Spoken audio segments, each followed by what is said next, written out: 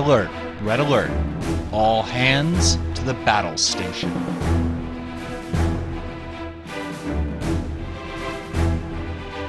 This is episode 8, the USS Dauntless, being recorded on Saturday, September 5th, 2015, and being released on Sunday, September 6th, 2015. Hello everyone, and welcome back to another episode of Battle Station. My name is Tucker, and I have got a great episode in store for you today because I'm so stoked about this because I've been trying to make this damn ship work ever since it came out.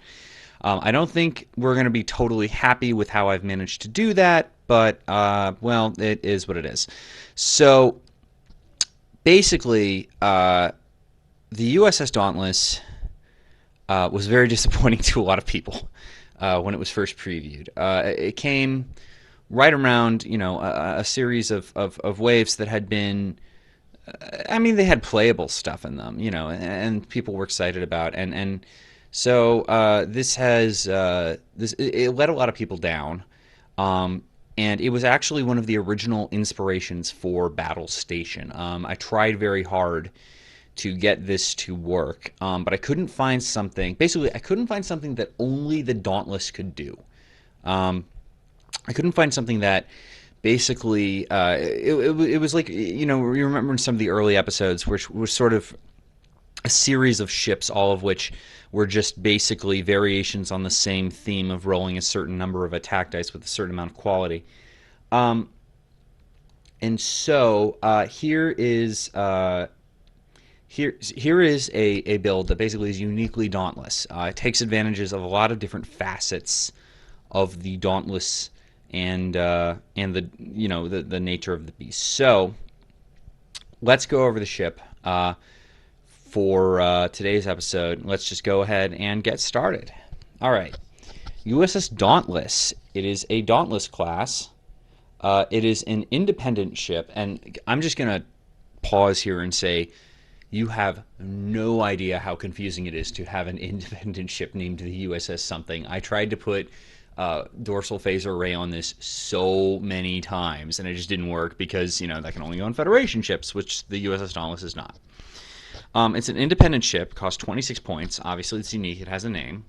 It has 2 attack, 2 agility, 4 hull, 5 shields, no crew, 4 tech slots, no weapon slots. It has a 90-degree front arc, no rear arc. It gets scan, battle stations, evasive, and target lock, sort of the Federation action dial. Its maneuver dial it has green 1 and 2 straight and 1 bank. It has white 3, 4, and 5 straight, 2 and 3 bank, and 2 hard turns. And it has red 3 hard turns. The ability is really the only part of this. Well, we'll get there. The ability is each time you perform an action or use an ability on any of your tech upgrades, place 1 mission token on this card. During the roll a task dice step, you may spend up to 2 of these tokens to gain +1 attack die for that attack for each token spent. Okay. There is a pretty major dispute, which I do not think that Worf has weighed in on yet. There is a segment of the community that strongly believes that what this means is anytime the ship takes any action whatsoever, it adds a mission token. I am not part of this segment. I believe that the correct interpretation is that it only works on actions from your tech upgrades. This is... I don't want to get into a rules argument here, especially with myself, because that would be weird. But I really don't see much justification for the other ruling. So here's let's look at the advantages and disadvantages of the ship. Okay, advantages. 4 hull, 5 shields is a pretty nice body. I'm content to run a bioship with that. I'll be content to run this. And speaking of which, it also has 2 white hard turns. That's good. 2 agility is a nice bonus. 4 tech slots. I can get a lot of tech. 4 tech is it's attractive in some ways. The ability is very interesting. Even if it's confined to tech slots, it does say each time, which means that I can get, if I know what I'm doing, I can get the 2 tokens every single turn that I'm going to want to use this ability every single time, which is pretty good. It's a pretty good deal. Disadvantages. It is a 90-degree ship with 2 attack dice that costs 26 points. This renders it almost totally unplayable in most circumstances. This is not a word I use lightly anymore. I'm when I'm doing something off the cuff, I'm very liable to use sort of extreme language, superlatives and such like that. And I'm trying very hard on this podcast to avoid doing that. But the fact of the matter is this: it is very hard to justify running a ship with this low attack dice in a fleet, just as is. The generic, really there isn't much to say about the generic. For example, version of this: 1 less shield, 1 fewer attack slot, and no ability to mitigate that low attack dice. The only ship in the game that I consider to be worse than this one is the USS Pesture, and I am working really, really hard on making that one work. There's some unique obstacles there, but I'm not going to get into that. Because of that, this ship has no competitive history. As far as I know, it has never been. There have not been a lot of high-level tournaments since this ship came out, but I don't even know anybody who's ran it at their OP, to be honest with you. Obviously, in the whatever comments that I decide to set up for this, obviously there will be somebody who has run it at the OPs, and good for you, sir. I salute your enthusiasm. On the show, this was a something Romulans. No, that's the Prometheus. This was a fake ship that they pretended was Federation for some reason. This was an excuse to give Voyager quantum slipstream drive. Let's be real here. I wasn't particularly fond of the episode in which this ship appeared. Oh, I forgot to say, in the advantages set, it does have battle stations naturally. That is a very good thing. It's harder to put battle stations on a ship than one might expect, especially when it has, and here is the other major disadvantage, no crew slots. At this point, I am going to go ahead and say crew slots are the best upgrades in the game. They are the ones that every single week when I am doing this podcast, I reach for first. I reach for crew upgrades because they are the ones that, and part of that, a large part of that is crew slots will give you other upgrade slots. I'm going to do that at least once here. The thing is that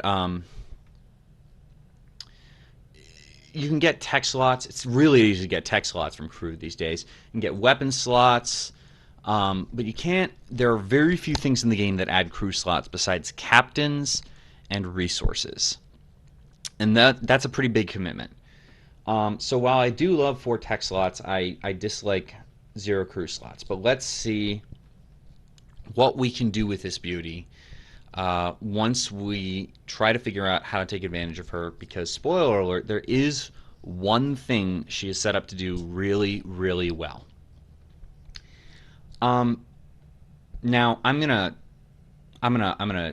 quick spoiler. I'm a little hesitant to do a show like this so soon after the Quark's Treasure show I did last week. It will become very quickly apparent why.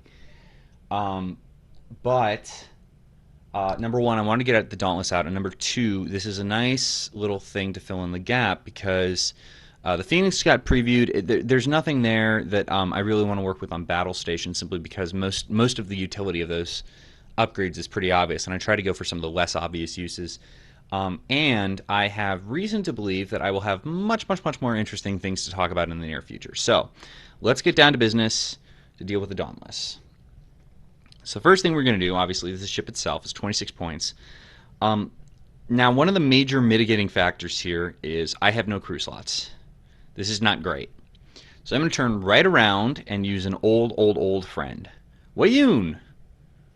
But not that Weyoun. Not the Weyoun everybody knows. The Weyoun that nobody ever uses because you can't use it and the other Weyoun in the same fleet. This is Weyoun 7, I believe.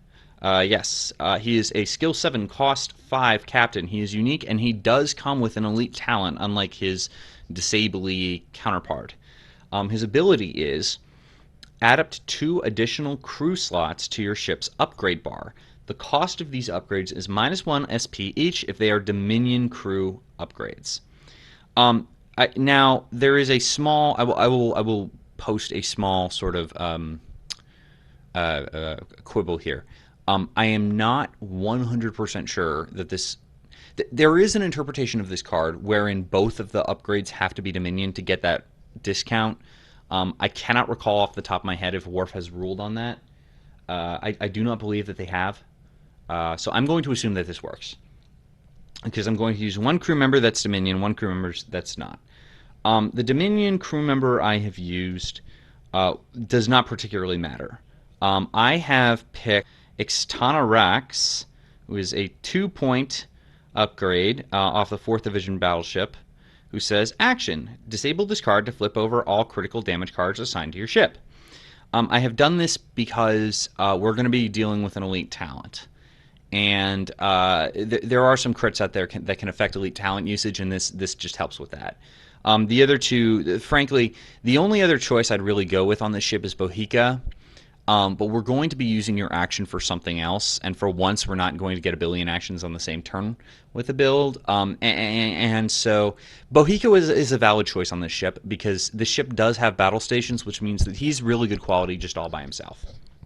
But again, Bohica is somebody you may want to use elsewhere in your fleet, so I'm trying to keep him free.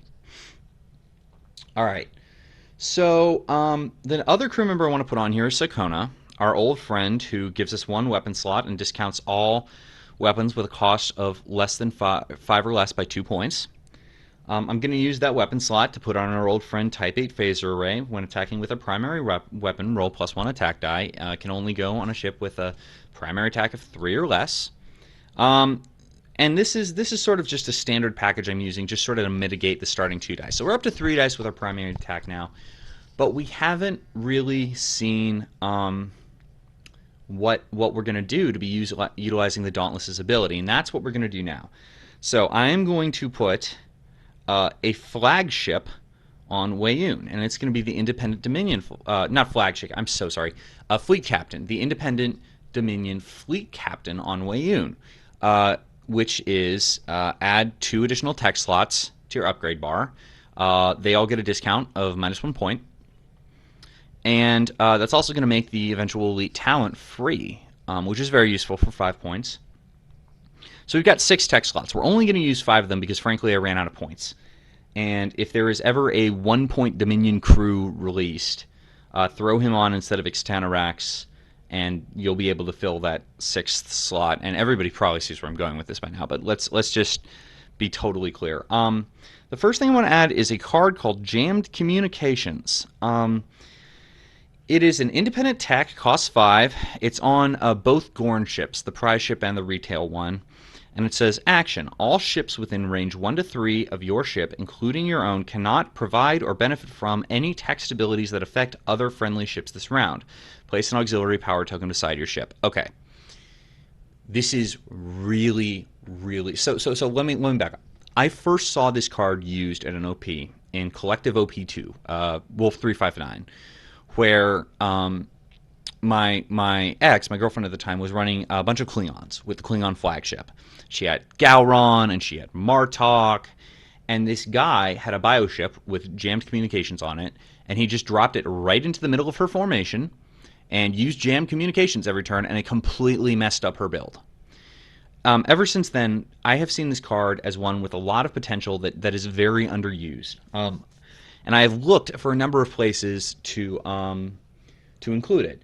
Now, one thing you can do, if you're so inclined, is on the Mirror, it's the ISS Avenger, is the Mirror NX-01.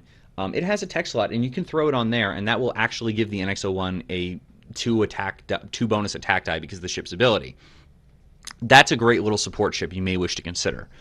But what I've done here is I've put it onto a ship that has a solid body and is decently maneuverable, so that it can get right up in the middle of things and mix it up, and it'll get +1 attack die every turn effectively from using this ability. You can build with your fleet around this. Now the question is, what ability am I gunning for here? And the answer is Independent Fleet Captain Federation.